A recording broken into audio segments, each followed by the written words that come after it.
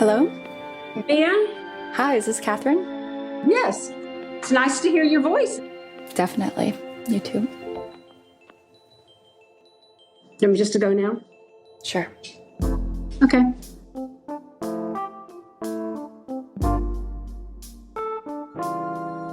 Randy was a good Jewish boy. I a shiksa.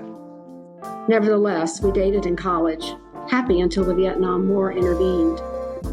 He served, while I went from sorority Sue to protesting hippie. Time passed. We moved on. The month of my wedding, Randy called, asking me not to go through with it. That night, I got very drunk. The wedding happened. Life progressed. My husband died. In my heart, I knew Randy and I would end up together when we were old. Old never happened for him. I still see him in my dreams. All right. Thank you, Kathryn. Thank you. Bye-bye. Okay. Bye-bye.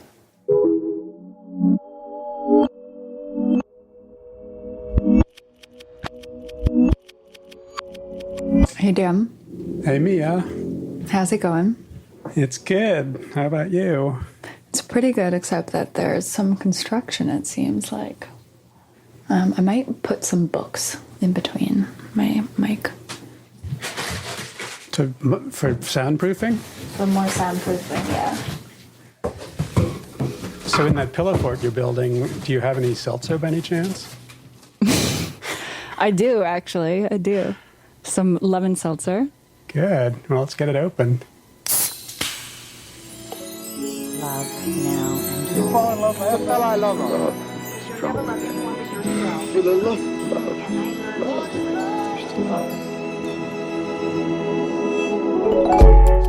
So I've been working on modern love since the very beginning. But Mia, you joined 5 or 6 years ago. What surprised you the most about what the content was, what was coming in once you started reading submissions? I think the biggest shock for me was actually how many submissions were about death. And I think it makes sense given the fact that you would want to write about loved ones you lost or are losing. But I wasn't expecting to open the inbox and come across all these, very tragic stories, but also very ubiquitous stories. And I think it serves for me like a reminder of what's worthwhile in the world, having these relationships, while we still have time. And I think in that way, it's kind of liberating and inspiring too. It is. It's such a reminder of how fleeting love can be in relationships. And yeah. Mm-hmm.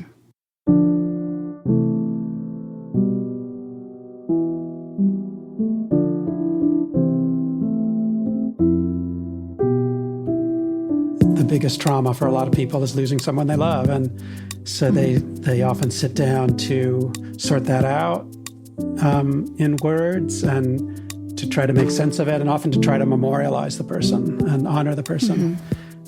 But yeah, it's an interesting challenge to figure out how to get that in a way where that's not the sole focus. Like, it's going to involve death, but it's not just about the fact that death is sad, or how's it part of the story, and how's the story about something else, really?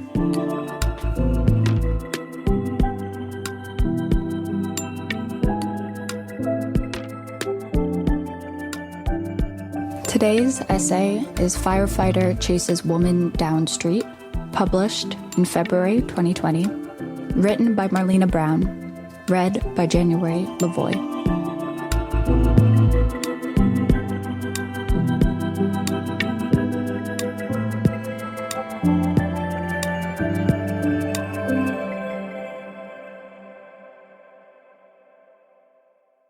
The firefighter and I met on one of the rare days I decided to wear lipstick.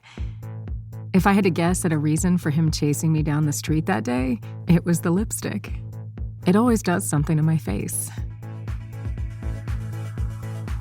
To be honest, I was so close to shutting him down. Here I was, on my way home from work, a block and a half from my Manhattan apartment, already mentally having shed my shoes and bra. And here was this firefighter. A bald, white, middle-aged New York City cliché I had passed on the sidewalk with his buddies, rushing to catch up. He stopped me in my tracks and wasted no time. "I think you're a beautiful woman. When are you going to let me take you out?" Not if he could, but when.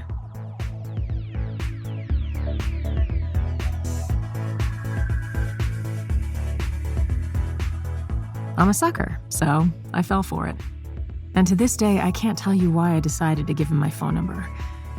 Somewhere in the middle of being distracted by what I thought was his lack of eyebrows, I realized that I neither wanted to lie to him, nor could I find any real reason to say no. I figured, he's a civil servant. How crazy can he be?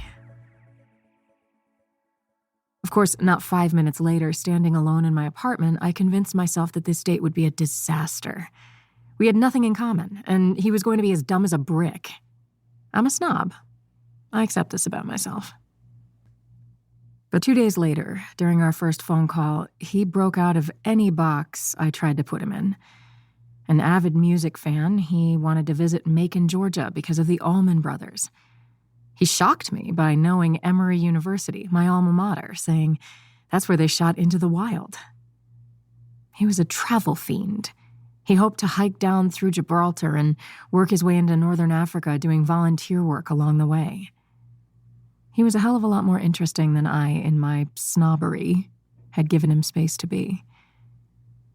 When I told him I was looking forward to dinner, I meant it. On our first date, we discovered that we both came from families of addiction. Alcoholism, substance abuse. He hadn't managed to escape that legacy, telling me he was now 8 years sober.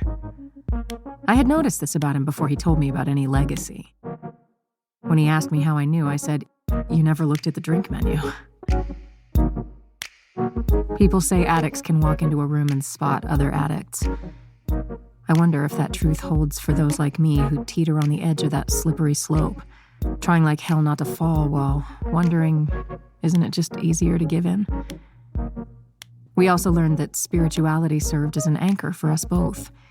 He came from good Irish Catholic stock, but had been a bit of a prodigal son, and was slowly making his way back through daily prayer, Bible reading, and meditation.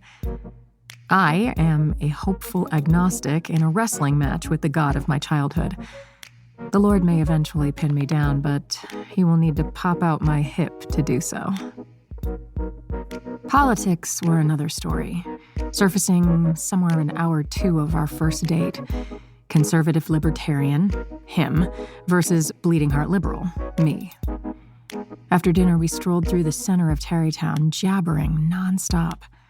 He was an unstoppable force, while I, arms crossed, eyebrow cocked, remained an immovable object. Back in the car, city-bound, with abortion the topic, he said his Catholicism kept him from viewing the act as anything but murder. As a recovering evangelical, I get it. I believed that too for a long time, until I thought I was pregnant after a night of being drunk in my 20s. I realized abortion was a right I would readily claim and could not in good conscience declare myself anti-abortion if I was so ready to choose it for myself.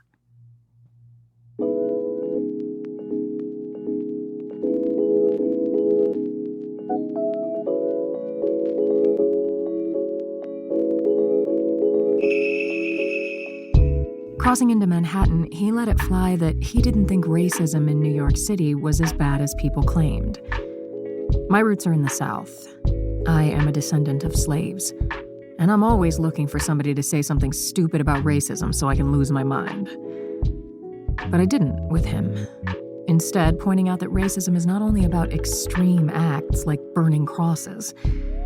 Racism exists on a spectrum, and those microaggressions I've experienced, being asked why I always look so angry, or finding out a man has stopped seeing me because his family doesn't want him dating a black woman, may seem minuscule to him, but cut me deep after a while. Enough small slices to cut off a limb.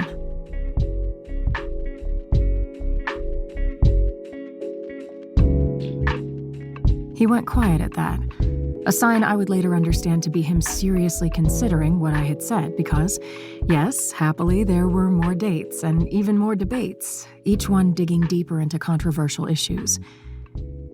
But don't you think, he would start, knowing good and well I didn't think whatever was about to come out of his mouth. I would dive into a debate that should have been contentious and belligerent, but never was. We never hit an off-limit topic, including police interactions with people of color. When he let loose about how officers have a hard job and sometimes unfortunate things happen, it took all of my hard-earned Southern charm to answer diplomatically. Because unlike mental illness or even abortion, I had living, breathing skin in this particular game. My father was born in southern Georgia in the 1950s, and like a lot of men of his generation, he struggled with addiction. He is 6'4", dark-skinned, hawk-eyed, and curmudgeonly. All he wants to do is sit on a porch, drink beer, and watch The Flash. But thanks to our country's legacy of racism, his very being is perceived as a threat. I worry about him every time he makes the 3-hour drive from Atlanta to Albany, Georgia, where I was born. I'm scared that some state patrol officer will see my father's big hands and long limbs and think he has to fear for his own life. What I needed was context for the firefighter's point of view, which I got one warm summer evening when we met in Central Park for a concert. As we approached the summer stage entrance, we passed 2 patrol officers who were eyeing everyone's comings and goings. And he said, "My dad and uncle used to work out of the precinct a few blocks away." And boom. That one sentence, as casually as he let it slip, created a huge shift in my perspective.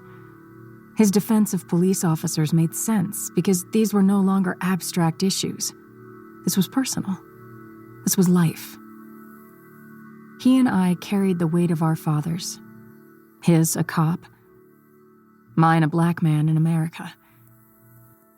Every day we each worried about our own father's safety.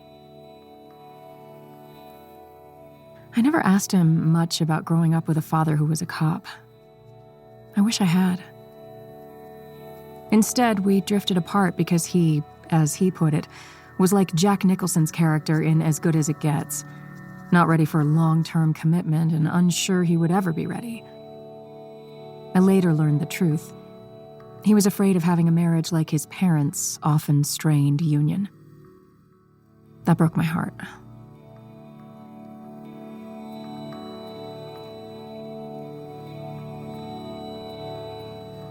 So imagine my shock when, 7 months after we stopped seeing each other, I Googled him and found his obituary. He had died suddenly on vacation, circumstances unexplained. The reality of it, discovered in such a casual way, broke my heart a second time. Even though we hadn't lasted, the way we had bridged the political and cultural divide was refreshing. It was love. The world seemed darker without him.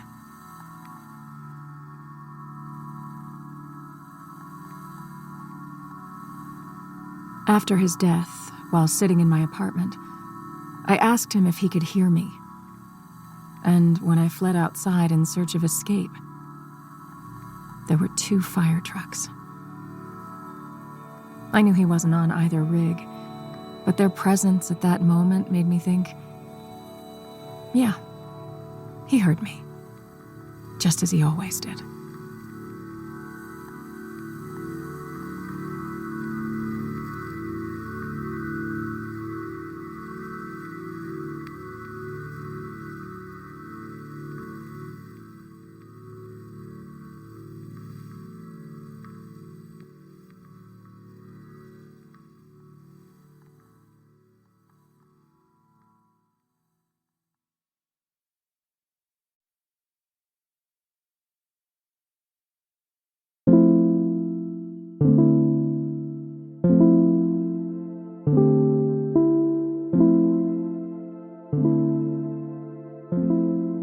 It's Marlena. Hi. I'm seeing you for the first time, I think. Oh, yeah. I don't normally do my editor's calls, on video, so. I know. Yeah. So I wanted to ask you about the morning the piece went live on the Times website. Within hours, we started getting emails from people who recognized this firefighter. Hello. Someone emailed me this article. At first, I glanced at the title and thought, oh, it's another fireman story. I'm married to a New York City firefighter, and my brother was also one. I get firefighter stories all the time. The next day, I opened the article. For what reason, I don't know. I only had to read the first sentence or two before I knew the firefighter in this story was my brother. He died, as the author says, suddenly last year. I know he touched so many lives and was special. There are so many stories. I wish I had the time and patience to write a book of those stories. Thanks for bringing back a piece of my brother to me.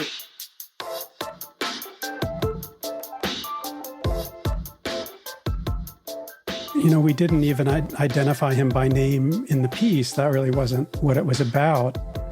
And I sent all of those along to you. What was that for you to receive almost instantly upon already dealing with the piece coming out with all of these really revealing and emotional emails from people who knew him so well? It was healing. There's something about grieving by yourself that's really hard, because by the time he passed away, we had broken up, and I found it so hard grieving and not having anyone around me understand how huge of a loss it was, because they just didn't know him. Something I think I had been waiting for almost a year was just being able to connect with people who knew him and be able to grieve with them. So when I started getting some of your emails, I was getting a haircut at the same time. Oh, really? I was just weeping. And my poor hairstylist was like, "Are you okay?" You were reading them on your phone? Yeah, I was just reading them on my phone, and I just started trying to respond to every single one of them. Oh, my God. Just to let them know that I understand how huge of a loss this was, because he really was one of those types of people that you just don't meet every day. Like, literally tried to leave every place that he entered a better space than the way that he found it. Interestingly enough, one of my brother's friends just texted me a link to it without any information, just a link to the article. That morning, my phone literally just started blowing up. About 4 or 5 texts of it from different people who I used to work with in the fire department. Friend from the firehouse. And I laughed and I opened it. And then I cried after I read it. As I was reading it, I was just like, oh my God, this is Steve Brady. I knew it was him from the first sentence. The fact that he was a firefighter, the fact that he did that, the fact that it was Manhattan. And then when she talked about his lack of eyebrows, that cemented it.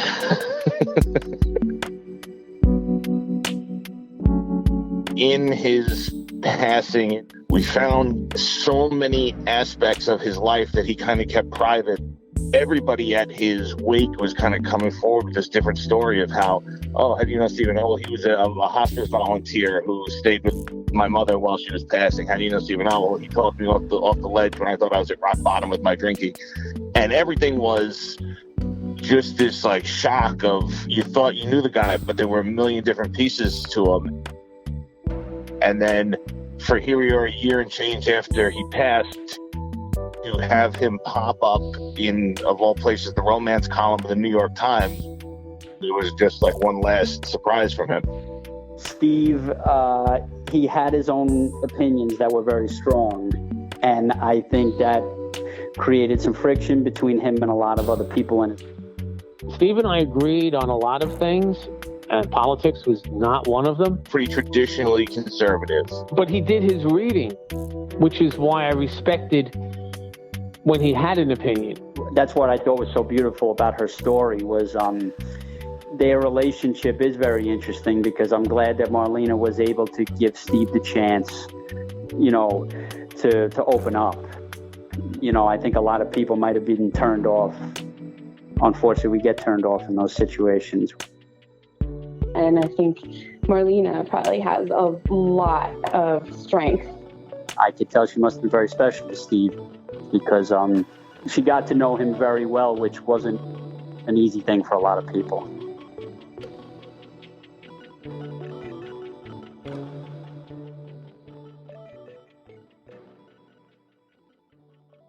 So this was back in February. So much has happened since then. We've had the protests, a lot of violence. There's so many raw feelings lately. Do you feel like he would be a good person to be talking to now, or would it be a harder conversation now? Ooh. It would be a hard conversation, but it would be a hard conversation worth having. Because I think at times like this, it's so easy. And I think in certain measures, it's kind of necessary. Like, you want to bond with people who feel the same, and you want to make sure that your feelings are being affirmed. I feel a certain sort of way about police relationships with African-American people, particularly Black men here in the US. And that's real. And having other people who think that is in a way healing, and it's affirming for me. But at the same time, too much of that, it becomes an echo chamber. Right. And you can get so caught up in, again, thinking that you're right and thinking that this is the only point of view, that sometimes stepping over and kind of talking to someone from the other side, as long as it's respectful, as long as you are recognizing that we're both complex and we're nuanced and things are complicated, that can be healing as well. I'm curious since so many of your conversations with him were about police and about race, I'm wondering what kind of conversations you would be having if you were together. It's a great question. I think about that a lot. Often I can see him falling on the side of, police officers. But I always in the back of my head think that he always managed to surprise me on some of his opinions or things that he was willing to kind of accept and listen to. And I remember one particular conversation we had about police interactions, and it was something that I had gotten riled up about. It had happened in Georgia. It was about this young boy who was 10, was watching his father get arrested, and the police officers, who were white and the boy was Black, they threw him on the ground and they handcuffed him. That was their immediate response. I was like, that's his impression about police. He's going to take that through the rest of his life. He's going to think about this moment. When they had a chance to show him something different, I'm like, they chose wrong. And lo and behold, he's like, yeah, you're right. And I was like, wait, like my brain didn't even know what to do with that. Yeah. So he didn't act defensive when you would bring up stories that people would ordinarily be defensive about. No, and he would be like, yeah, you know what? I hear you. I think at the end of the day, what made it work, or why we were able to have productive conversations, is that we both, when it came to our core values, like the things that we thought were important, we were actually coming from the same place. We both felt really strongly about things being just and things being fair and leveling the ground for people who need it. And like, we were just coming at it from two different points of view. Because I remember like just kind of listening to him talk about his involvement in like it's like union at work or like in town councils. And it just struck me how much he actually cared about people. That even though I'm like, we're political opposites, I get that. But I'm like, have you ever considered running for office? Because that is what people actually need. They need someone who goes in there and cares. And I was like, we need politicians like you. He never took my suggestion, but there's that. Thank you so much, Marlena. Really appreciate it. And thank you, Dan, for having me.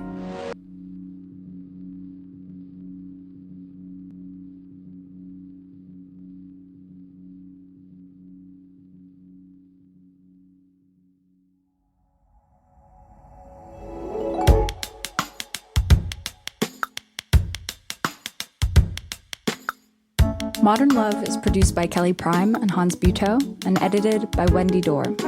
Music by Dan Powell. This week's essay was written by Marlena Brown and read by January Lavoie. Our tiny love story was written and read by Kathryn Jarvis. Special thanks to Julia Simon, Nora Keller, Mahima Chablani, Laura Kim, Bonnie Wertheim, Anya Strimian, Sam Dolnick, and Corey Sika. And also to Ryan Wegner and Kelly Rogers at Autumn. The executive producer of New York Times Audio is Lisa Tobin. I'm Mia Lee. And I'm Dan Jones. Thanks for listening.